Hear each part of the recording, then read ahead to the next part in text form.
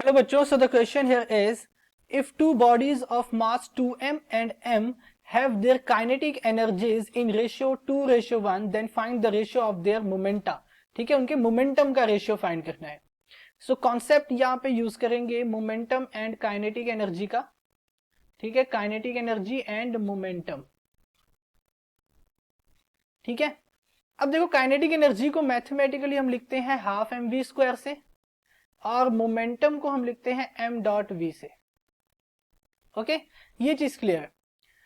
अब नेक्स्ट देखो तो मास किसका m1 है मेरा 2m के इक्वल एंड m2 है मेरा m के इक्वल और दोनों की काइनेटिक एनर्जीज का रेशियो यानी कि ke1 रेशियो ke2 ये मुझे गिवन है 2:1। क्या गिवन है? 2:1 के इक्वल है। ओके, तो अब देखो अगर मैं काइनेटिक एनर्जी को in the form of momentum लिखूं, ठीक है, तो हमें पता है हम लिखते हैं काइनेटिक एनर्जी को is equal to P square upon 2m where p is the momentum. हम इसे ऐसे लिखते हैं।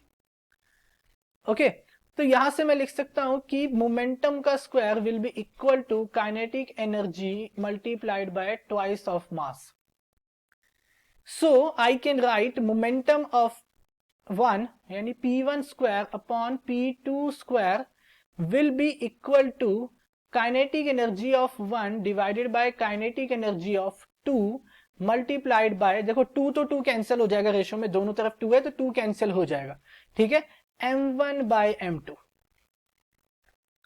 ठीक है, m1 bye m2, m1 bye m2 मेरा कितना आएगा 2 के इक्वल और ke bye ke1 bye ke2 कितना है मेरा, वो भी 2/1 के इक्वल है।